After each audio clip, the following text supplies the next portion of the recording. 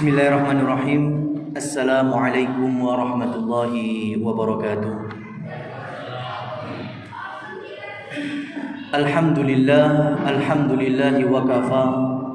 Wassalatu wassalamu ala rasulina al-mustafa. Asyhadu an la ilaha illallah wa asyhadu anna Muhammadan abduhu wa rasuluh.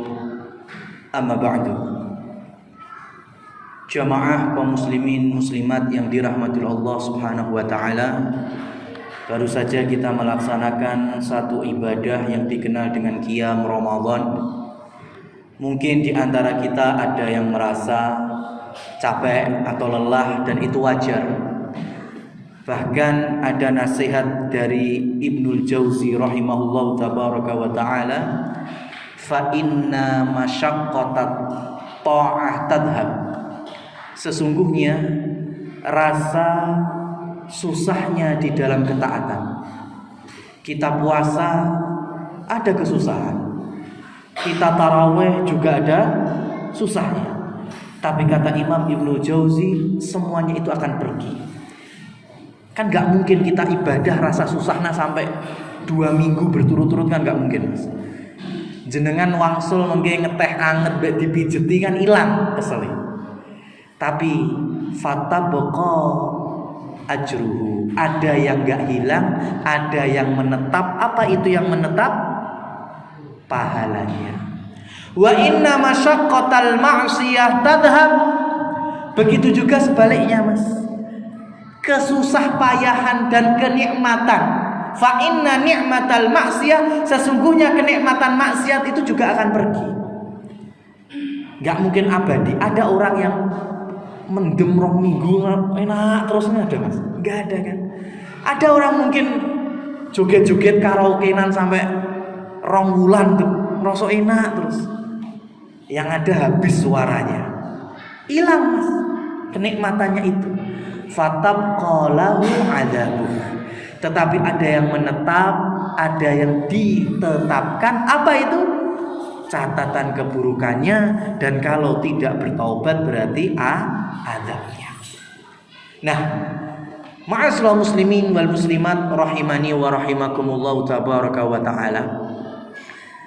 Nasihat kami, Ramadan jangan sampai dijadikan beban, dinikmati, Mas. Kalau bahasa anak sekarang itu passion gitu, Mas. Lek jenenge passion itu kan nikmat. Kalau menjadi beban, kita ambil contoh generasi adik-adik. Kalau sekolahnya sekolahan yang normal, Mas, biasanya sebelum Ramadan dititipi sama sekolahannya buku Ramadan. Isinya apa? Minta tanda tangan imam khotib sing kultum. Ditambahi jenengan selaku tiang sepuh. Ndang budal nang masjid. Nanti telat ora entuk tanda tangan, kosong, dan lain seterusnya. Akhirnya adik-adik kita, putra-putri kita ke masjid dengan membawa beban itu, Mas. Ya. Sehingga ketika melihat bapaknya, ibunya sholat bersama imam, beban itu diselehne. Apa bebannya? Buku tadi diselehne. Apa yang mereka lakukan? Dolanan. Kenapa? Karena dirasa itu beban. Baru ketika selesai semuanya, taraweh, witir selesai, gemeruduk di depan imaman, jejer minta tanda tangan. Itu pun masih tekok ning imame. Pak Imam, mau kultume temane opo? Waduh, lha wong sing kon ngrungokne sapa? Sing jelasne se imam meneh. Ha itu, Mas. Ini contoh untuk adik-adik. Jangan sampai ada di kita yang sudah dewasa. Kalau kita menjadikan ibadah itu beban, maka yang kita selehne, yang kita taruh itu ibadah. Dan hati-hati kalau sudah menjadikan ibadah suatu beban. Nah, ma'asyiral muslimin wal muslimat yang dirahmati oleh Allah Subhanahu wa taala, Islam kalau dikutip dari ucapan Salman Al-Farisi, Salman itu mengucapkan bahwa Rasulullah Shallallahu Alaihi Wasallam telah menjelaskan syariat ini sejelas-jelasnya, seterang-terangnya, hatal khala, sampai urusan toilet, sampai urusan MCK. Wah, Masya Allah. Gak ada yang namanya kesempurnaan syariat melebihi Islam. Coba sekarang kalau kita mau buka terkait dengan ini khususnya laki-laki ya. Hukum pipis untuk laki-laki ngadeg atau duduk. Bingung lah? Ya, karena di Islam dijelaskan. Kalau Imam Abu Hanifah boleh mau ngadeg, mau lungguh bebas. Imam Syafi'i, Imam Ahmad senada dalam fikihnya. Kalau ngadeg makruh, kalau duduk mandub, itu yang lebih baik. Ketemu Imam Malik dalam madhab Malikiyah dipreteli, Pak. Ya, ditafsir.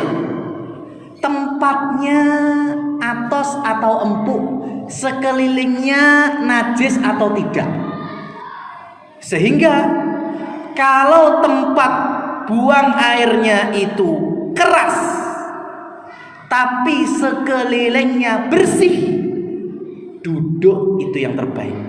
Kenapa? Kalau berdiri nyiprat, tapi kalau duduk sekitarnya suci, nggak masalah, nggak terkena pakaian. Kalau tempatnya itu ternyata empuk, ya, niki jenengan gambarnya zaman riyen dereng enten uben loh Mas, sik lemah, pasir ngono makane sering empuk. Tempatnya itu empuk, tapi sekelilingnya najis, maka berdiri lebih baik. Ya, kalau duduk pakaian bisa terkena. Kalau berdiri nggak bakal nyiprat, tempatnya medianya empuk. Sekarang kalau tempatnya empuk, sekelilingnya juga suci, nggak najis, bagaimana? Terserah. Mau berdiri boleh, mau duduk boleh. Yang terakhir, kalau tempatnya itu atos dan sekelilingnya najis, gimana Mas? Jangan pipis di situ golek nggon liya Mas. Wis enek telu mosok sik bingung meneh. Sudah ada 3 dikasih pilihan. Tinggal yang keempat, gone atos sekeliling najis, ngalih. Ini kesempurnaan Islam. Maka di dalam ibadah pasti ada adab-adabnya, ada karakter-karakternya supaya kita sempurna.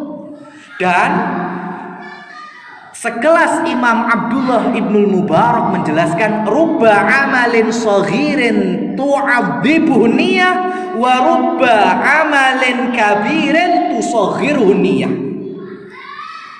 Bisa jadi amalan itu remeh sepele, tapi karena niatnya betul-betul ikhlas, mutabaah dengan Rasul, ngikuti contohnya Rasul, di sisi Allah menjadi besar. Begitu juga sebaliknya, bisa jadi amalan itu berat, ada modal waktu, tenaga, harta, tapi karena niatnya rusak, tidak sesuai contoh Nabi Muhammad SAW, maka di sisi Allah dinilai sebagai amalan ringan, bahkan mungkin tidak berpahala. Oleh karena itu, niat itu penting. Ya, bahkan zaman dahulu, ya, memang manusia itu apa istilahnya, karakternya khuliqal insan min ajlin wa kanal insan ajula. Menungsoi memang pengene kemrungsung, terburu-buru, bukan bersegera ya, tapi kemrungsung. Ya, pengen dapat pahala itu karena abstrak pahala. Pengen lagi gendang intuk. Ini contohnya ya. Di zaman Nabi Muhammad SAW ada rumahnya orang Muslim punya kurma, tapi kurmanya jorok ke tetangganya. Kemudian kurma itu jatuh. Mbak Tonggoni tadi, tetangganya itu ada seorang anak yatim. Dijupuk Mas kurmanya. Omah sing duwe kurma itu nggak terima. Ya, minta diganti, padahal anak yatim. Ya, kemudian pamannya atau kerabatnya itu menjelaskan, oke, saya ganti yo, jenenge barang ceblok itu halal Mas.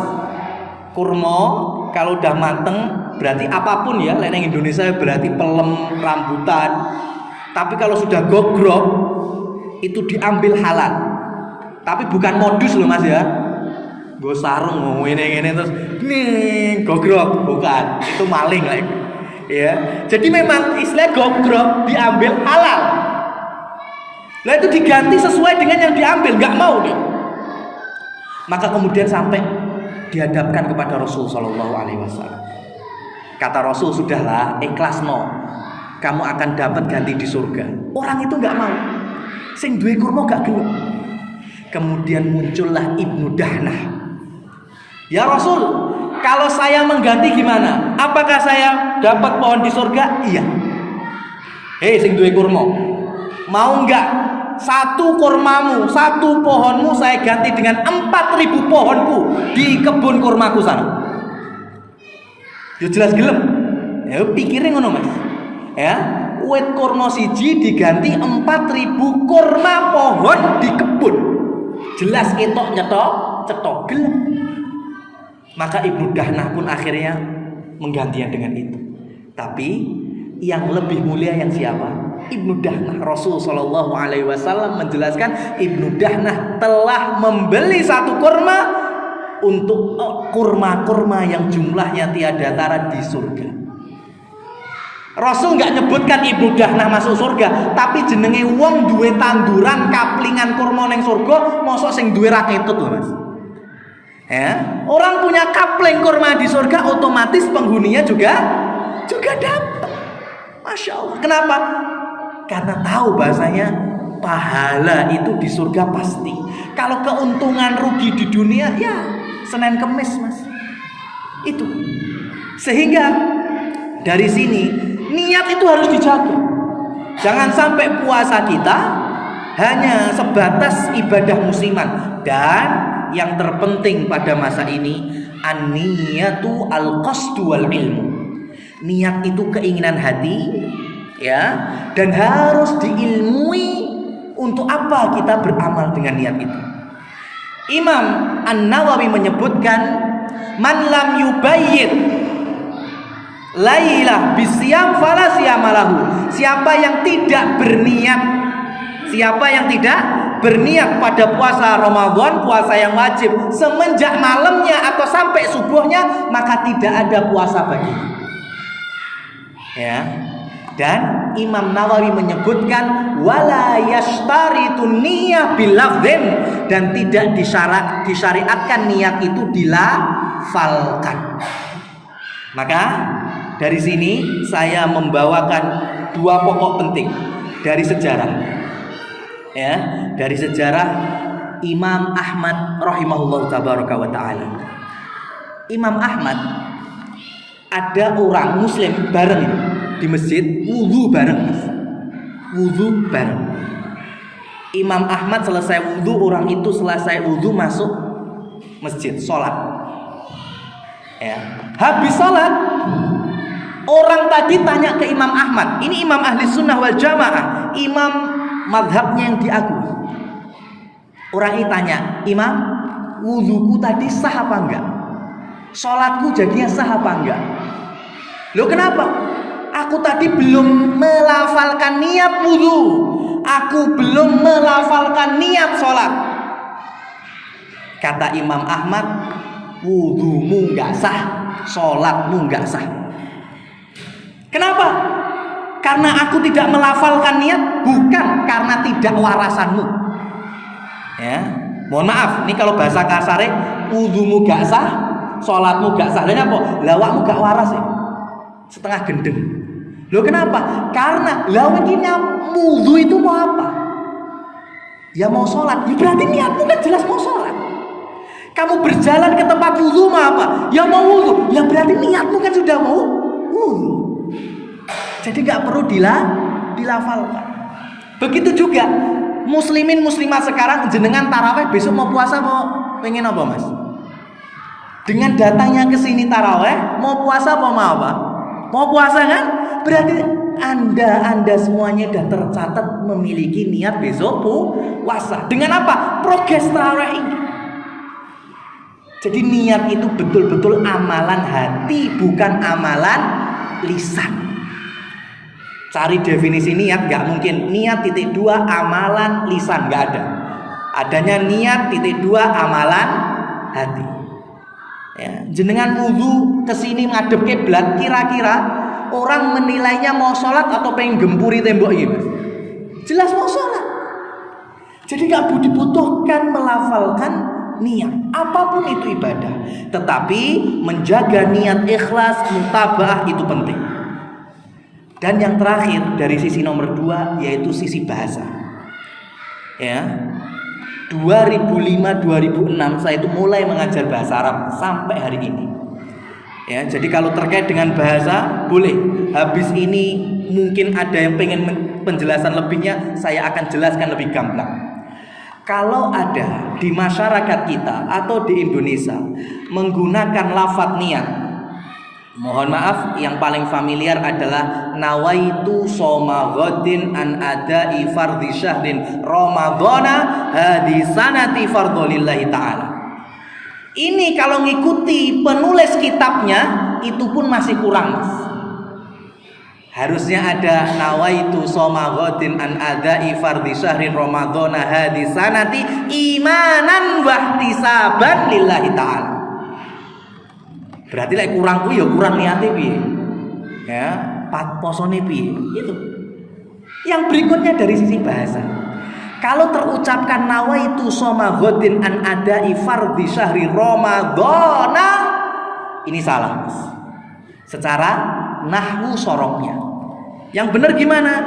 Nawaitu soma ghadin an adai fardhi syahri ramadhani hadhis sanati.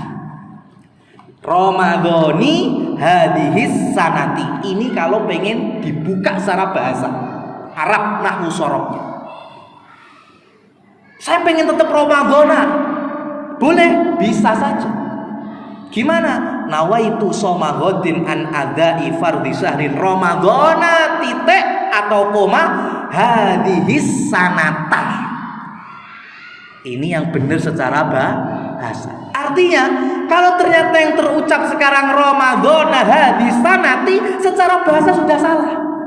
Bagaimana terus kita mengikuti sesuatu yang dari sisi linguistik aja salah? Dan memang Rasulullah SAW 9 tahun puasa bersama sahabat, bersama kaum muslimin, tidak pernah beliau mengajarkan niat dilafalkan. Sahur dijelaskan detail, buka puasa dijelaskan detail, sampai tarawih ulama silang pendapat berapa rakaatnya, itu menjadi penjelasan. Kalau Rasul berarti demikian. Puasa Nabi seperti apa dijelaskan. Mosok merucut masalah niat, Mas? Kalau memang ada, kan nggak mungkin. Dan bukti paling kelihatan ketika Rasul SAW pada waktu puasa sunnah, sarapan pagi, mengetuk pintu-pintu rumah istrinya, hal min syai', apakah ada sesuatu yang bisa saya makan buat sarapan? Istrinya mungkin menjawab tidak ada. Idzan fa ana shaim. Kalau begitu hari ini saya puasa sunnah. Dan ternyata Rasul tidak melafalkan idzan nawaitu, gitu nggak ada. Kurang fasih apa Rasulullah? Kurang Arab apa Rasulullah? Maka dari sini mari kita jadikan momentum Ramadan 1442 Hijriah ini untuk mengembalikan ibadah itu difaktori dengan ikhlas lillahi ta'ala, dan juga tidak lepas mutabaah mengikuti Rasulullah SAW. Begitu terang dan jelas kok puasa Nabi kita Muhammad SAW. Dan semoga Allah membimbing kita untuk menjadi figur-figur yang lebih baik. Allahumma barik lana fi siyamina, semoga Allah memberkahi puasa kita. Allahumma barik lana fi qiyamina, semoga Allah memberkahi tarawih qiyam kita. Allahumma barik lana fi tilawatina, semoga Allah berkahi tilawah Quran kita. Allahumma ighfir lil muslimina wal muslimat. Allahumma barik lana fi usratina, Allahumma barik lana fi amwalina, Allahumma barik lana fi ilmina. Kita juga tidak melupakan mendoakan